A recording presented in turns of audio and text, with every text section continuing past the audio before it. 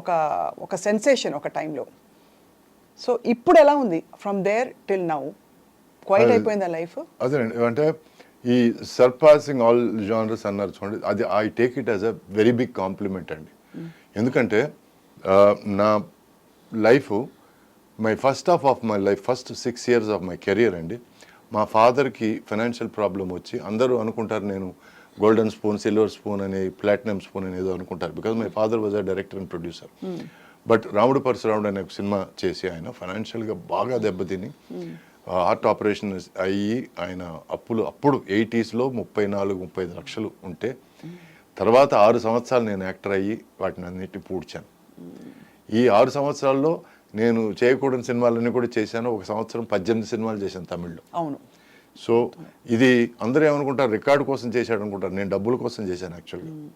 And ఆ stage అయిపోయి కొంచెం ఫైనాన్షియల్గా నేను బెటర్ అవుదాం అనుకునే పరిస్థితిలో సడన్గా నాలో పురుగు ఏంటంటే, నేను ఓన్లీ లవ్ స్టోరీసే చేస్తున్నాను, నా కెరీర్ ఇంతేనా, సో ఇంతకు మించి నేనేం చేయలేనా. నేనేమనుకున్నానంటే ఫస్ట్ ఒక 2-3 years లవ్ స్టోరీలు, తర్వాత మెల్లగా ఫ్యామిలీ స్టోరీలు, ఆ తర్వాత ఏదైనా కొంచెం కామెడీ, కొంచెం యాక్షన్, ఇట్లా కొంచెం వైవిధ్యం చూపిద్దాం. ఎందుకంటే నేను యాక్టర్ అయింది to be an actor, not to be a star or hero or you know lover boy అవుదామనో, రిషి కపూర్ అవుదామనో, లేకపోతే వాట్ ఎవర్ అవుదామనో అనుకోలేదు. నేను wanted to be a full blown actor. ఎందుకంటే నేను పెరిగింది watching Dustin Hoffman, Robert De Niro, so ఇలాంటి గ్రేట్స్ చూస్తూ పెరిగాను నేను. So if I somewhere have the capacity to be a hero, ఎందుకంటే నా ఫస్ట్ సినిమా కూడా నేను ఎడిటింగ్ రూమ్లో, అంటే మా ఫాదర్కి ప్రాబ్లం వచ్చినప్పుడు నేను ఎడిటింగ్ అసిస్టెంట్గా చేశాను, అసిస్టెంట్ డైరెక్టర్గా చేశాను, డాన్స్ అసిస్టెంట్గా చేశాను. సో ఈ 3 కలిపి నాకు ఆన్ ఎ గుడ్ డే 150 రూపాయలు వచ్చేవి. ఈ 150 రూపాయలు ఇంటికి తీసుకెళ్ళి మా అమ్మ చేతికి ఇచ్చేవాడిని. సో ఇట్లా నాకు 6 నుంచి 8 నెలలు నేను ఎలాగో ఫ్యామిలీని గడపగలను. ఈ టైంలో దేవుడి దయ వల్ల నాకు భారతీ వాసు, 2 డైరెక్టర్లు క్యాన్లు ఎత్తుంటే వచ్చి, నువ్వు ఎవరు, రేపు ఆఫీస్కి వచ్చా నీకు వేషం ఇస్తున్నానంటే, ఏదో హీరో పక్క వేషం ఏదో అనుకున్నాను. ఆ తర్వాత తెలిసింది నాకు నన్ను హీరోగా ఎంచుకున్నారని. సో యథేచ్ఛగా వచ్చిన ఒక ఆపర్చునిటీ. నేను ఆ స్టేజ్కి వచ్చినప్పుడు ఇలాంటి వాళ్ళలాగా చేయాలి, ఇలాంటి వాళ్ళు చేసిన క్యారెక్టర్స్, రాబర్ట్ డినీరో, డస్టిన్ హాఫ్మన్, ఈ పేర్లు చెప్పాను కదా, ఆల్ పచినో. సో ఈ 3 దేవుళ్ళు నాకు ఆ టైంలో. చాలామంది అంటారు కమల్ హాసన్ గారు కూడా వాళ్ళ 3 అంటే బాగా ఇష్టం అని. So there were the greats in the 1980s. సో నేను అప్పులంతా మొత్తం మీద తీర్చేసుకొని ఇంక మనం కొంచెం రిలాక్స్గా ఉందాం, ఇప్పుడు డబ్బులు సంపాదించుకుందాం అనే టైంలో నాకు ఈ పురుగు స్టార్ట్ అయింది. నేను ఐఎమ్ గెటింగ్ స్టక్ లవ్ స్టోరీస్లో, so I need to do something else అని నా ప్రొడ్యూసర్ని పిలిచి వేరే కథలు ఏమన్నా ఉంటే చూద్దాం, ఫ్యామిలీ స్టోరీస్ కానీ కొంచెం ఏదైనా థ్రిల్లర్స్ కానీ ఏదైనా చూద్దామంటే, ఎందుకయ్యా నువ్వు బాగున్నావు కదా, సినిమాలు నువ్వు 10 రూపాయలు ఖర్చు పెడితే 12 రూపాయలు వస్తుంది, 2 రూపాయలు మాకు మిగులుతుంది, నువ్వు తింటావు మేము తింటావు అని ఇలా మాట్లాడారు తప్ప ఎవరు ముందుకు వచ్చి నాకు దే రెఫ్యూజ్డ్ అండి. చేస్తే నీతో లవ్ స్టోరీస్ చేస్తాం, లేకపోతే వేరే హీరో చూసుకుంటాం అంటే, అప్పుడు I had to take a decision. అప్పుడు ఒక ఇల్లు కడుతున్నాను, ఒక 40% అయింది. ఈ టైంలో common sense is okay fine, ఇంకో 2 సంవత్సరాలు ఇట్లాగే 2-3 సంవత్సరాలు గడుపుదాం, ముందు ఇల్లు చక్కబెట్టుకుందాం. బట్ నాకు కామన్ సెన్స్ అని ఏమి లేవు కదా అని చెప్పాను. నన్ను నువ్వు రిజెక్ట్ చేసినప్పుడు, వేరే దేనికి నేను పనికిరాను అనుకుని రిజెక్ట్ చేసినప్పుడు, నేను ఇంక నీ సినిమా చేయను అని ఇలా 11 సినిమాలు చేయలేదండి, 11 ఫిల్మ్స్. సో దాంతో ఆ సగం కట్టేసిన ఇల్లు కూడా అమ్మాల్సి వచ్చింది. ఆ తర్వాత తమిళ్లో ఒక 7-8 నెలలు నేను ఖాళీగా ఉన్నాను, నో వర్క్. ఎందుకంటే ఇండస్ట్రీలో వాళ్ళు ఏమన్నారంటే, అమ్మ పడమటాయా వాడు సినిమాలు చేయడండి, వాడేదో చాలా అప్పుడే ఏదో ఫైటింగ్లు అవి చేయాలి, యాక్షన్ చేయాలి, అది చేయాలని మోసేశారు కొంచెం.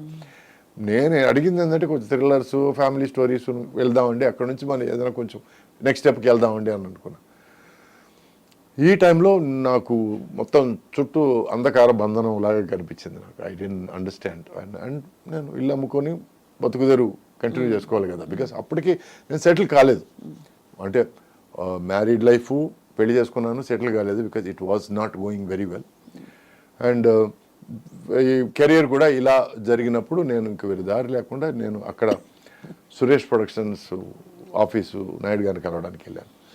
ఆయన బిజీగా ఉంటూ హైదరాబాద్లో నేను ఎక్కువసేపు అక్కడ ఉన్నాను, అక్కడ కలువు నేను నిశ్చితంగా మాట్లాడతాను నీతో అన్నారు. సో హైదరాబాద్ వచ్చి నాయుడు గారిని కలిసి నాకున్న ప్రాబ్లం నిజాయితీగా చెప్పాను, సార్ నేను యాక్టర్ కావాలనుకుంటున్నాను సార్, కానీ నన్ను అలో చేయడం లేదు సార్, నన్ను బొమ్మలాగా వాడడానికి ట్రై చేస్తున్నారు సార్, సో నాకు చేంజ్ కావాలి, డబ్బులు కాదు సార్, నాకు మంచి వేషాలు కావాలి, అంతే కదా, సరే ఓకే పో అని అన్నారు. మా ఫాదర్కి ఆయనకి బాగా పరిచయం అండి. సో నేను ఎందుకు ఆయన్ని అంకుల్ అని పిలవాలనిపించలేదు. అదే అంత రెస్పెక్ట్ ఆయన మీద as a producer, as a Pioneer, as a visionary. So ముందు నుంచి ఇప్పటివరకు నాయుడు గారనే పిలిచాను నేను. చిన్నప్పుడు ఏమైనా తెలియకుండా పిలిచుండొచ్చు కానీ అంకుల్ అని. బట్ కరెక్ట్గా అండి మీ నంబరు ఒక 15-16 డేస్ తర్వాత అక్కడ నుంచి ఫోన్ వచ్చింది, ఇట్లా పుట్టింటి పట్టుచేరా సినిమా. సో అది రావడం ప్లస్ అది మాత్రమే కాకుండా అండి నాయుడు గారి సినిమా నేను చేస్తున్నానని చెప్పి దానివల్ల ఏమైందంటే పద్మాలయ నుంచి చిన్న కోడలు అనే సినిమా పిలుపు వచ్చింది. ఆ తర్వాత ఉషా కిరణ్ మామాశ్రీ అనే సినిమా పిలుపు వచ్చింది. నంబరు 3-4 నెలల పరిధిలో ఈ 3 సినిమాలు రిలీజ్ అయ్యి 3 సినిమాలు బాగా ఆడాయి. సో దాంతో నా లైఫ్ మళ్ళీ స్టార్ట్ అయింది. సో నేను 3 వచ్చి కొంచెం లేడీస్ ఓరియంటెడ్ సినిమాలు, ఫ్యామిలీ డ్రామా సినిమాలు. నేను తమిళ్లో నేర్చుకున్నది నేను ఇక్కడ పెట్టుకున్నాను. ఏమిటంటే వరుసగా 2-3 సినిమాలు ఒకే జానర్లో ఉండకూడదు. I wanted to do different stuff. అందుకే నేను సుమన్ గారితో ఒక సినిమా విలన్గా చేశాను, ముత్యాల సుబ్బయ్య గారి సినిమా. ఆ తర్వాత పరువు ప్రతిష్ఠ అనే సినిమా సుమన్కి విలన్గా చేశాను నేను. ఆ తర్వాత ఫుల్ బ్లోన్ విలన్ దొంగాట. ఆ తర్వాత మళ్ళీ చిరంజీవి గారితో సినిమా ఇద్దరు మిత్రులు. I was happy doing different stuff, ఎందుకంటే ఇట్ గేవ్ మీ ఫ్రీడమ్. ఎందుకంటే ఎప్పుడు రొమాంటిక్ అంటే ఒకే లుక్, నువ్వు లేకుండా నేను చచ్చిపోతాను, ప్రాణదాసి, ఇవన్నీ ఈ డైలాగులు బోర్ కొట్టిపోయిందండి. So I needed to do something different. ఈ టైంలో Ammoru was a godsend. ఎందుకంటే నాకు there was drama, there was thrill and the same time amazing VFX. It was a trademark film. So దానివల్ల ఎందుకు ఇంత నేను కథ చెప్పానంటే అవి చెప్పండి it's very interesting to see. అంటే అది చాలా సాహసోపేతమైన, మీరు చెప్పినట్టు నిజమండి. అలా కంఫర్ట్ జోన్లో ఉండిపోవడం వేరు, కానీ మీరు ఆ రిస్క్ తీసుకుని దాని కష్టాలు పడి నలిగి మళ్ళీ బయటకు వచ్చి అది అంటే నేను ఎవరి మీద కంప్లైంట్ చేయడం లేదు. అప్పట్లో నేను తమిళ్లో మ్యాక్సిమం తీసుకునేది 5 lakhs అండి. ఆ తర్వాత నాయుడు గారి సినిమా ఒక 3 నెలలు దాటి షూటింగ్ ఉంటుందని చెప్పినప్పుడు నేను ఇంకో సినిమా ఒప్పుకున్నాను, పేర్లు వద్దు మనుషులు వద్దు. బట్ ఆ సినిమా ఆయన నువ్వు హీరో అన్న తర్వాత నేను ఏదో న్యాయంగా ఏదో ఇస్తారనుకుంటే నాకు 5,000 ఆఫర్ ఇచ్చాడండి. 5,000 ఫస్ట్ డే షూటింగ్ అప్పుడు చెప్పిన విషయం అది. సినిమా మొత్తం అంటే ఏ బేసిస్ మీద అలా అన్నారు? అప్పుడు మీరు ఎలా ఫీల్ అయ్యారు? అంటే they based it on what 5,000 అనే రెమ్యూనరేషన్? అంటే నాకు ఒక అస్ట్రాలజర్ అప్పుడు అంతకుముందు పరిచయం అస్ట్రాలజర్, ఈ believed more in karma then astrology.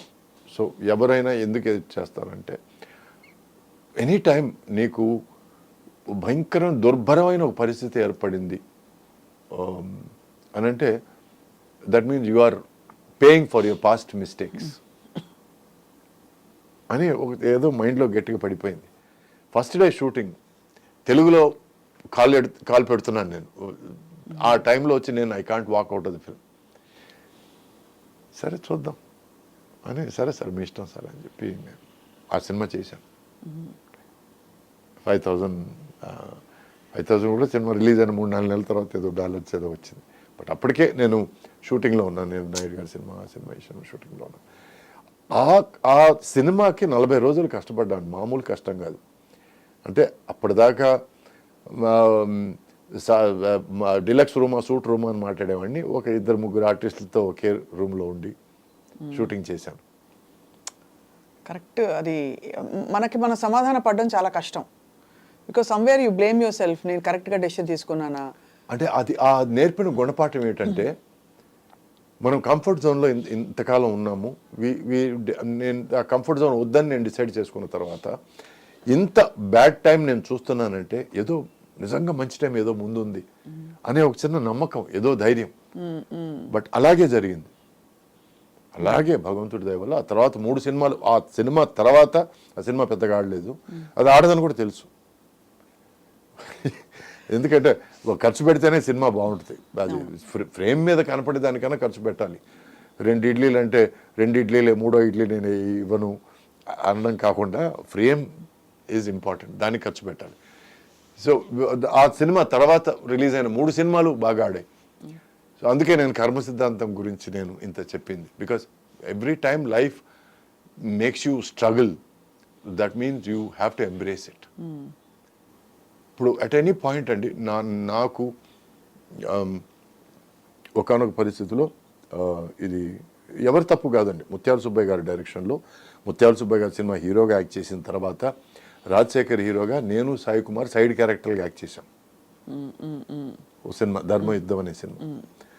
ఆ ధర్మయుద్ధం అనే సినిమాలో ఆయన మాట్లాడుతుంటే వెనకాల మేము ఇద్దరు నిలబడాలి. సో నేను క్యాజువల్గా అడిగాను, మేము ఉన్నామా, ఉంటే నిలబడతాం అని. అంటే నిలబడడానికే హీరో మాట్లాడుతున్నాడు కదా, నిలబడు భుజం వస్తుందేమో. సరే ఓకే ఇది పడదాం అని అనుకున్నాను. So it is not anybody's fault అండి. ఆ పరిస్థితి వాళ్ళని మాట్లాడిస్తుంది, ఆ పరిస్థితి మనల్ని పడనిస్తుంది. బట్ నేను నాకు ఈక్వల్ క్యారెక్టర్ ఉంటుందని నమ్మి వచ్చాను అక్కడికి. బట్ వచ్చిన తర్వాత పరిస్థితి అది కాదు. కానప్పుడు గొడవలు పెట్టుకోవడం దేనికి, అది ఒక గుణపాఠంగా పెట్టుకొని ఇంకా నెక్స్ట్ జాగ్రత్త పడ్డం తప్ప మనం చేయగలిగింది ఏం లేదు. కానీ వాకౌట్ చేయాలని ఎప్పుడు అనిపించలేదు, గొడవ పెట్టుకోక్కర్లేదు. But can't you walk away from something that is not. నేను ప్రొడ్యూసర్ కొడుకునండి. సో అక్కడ ప్రొడ్యూసర్ కొడుకు అవతారం బయటకు వచ్చేసి యూ ఫీల్ అలా ఇంజస్టిస్ చేయకూడదు. ఇప్పుడు వాకౌట్ చేసేస్తే దానివల్ల నష్టం ఏమిటి, ఎంత నష్టం ఉంటుంది? ఎథికలీ చాలా ప్రొడ్యూసర్ కొడుకు కాకపోయినా మీరు కరెక్టే చెప్తున్నారు, కానీ ఆ థాట్ వస్తుంది కదా, ఎందుకంటే మీరు ఒక వెలుగు వెలిగిన హీరో కాదండి. ఇప్పుడు ఎవరైనా సరే తిరిగి నువ్వు అడ్వాన్స్ తీసుకున్నప్పుడు నువ్వు ఇవన్నీ నువ్వు పేపర్ మీద రాయించుకోలేదే అని అడిగితే నాకు సమాధానం ఉండదు కదా. ఉండదు, కరెక్టే.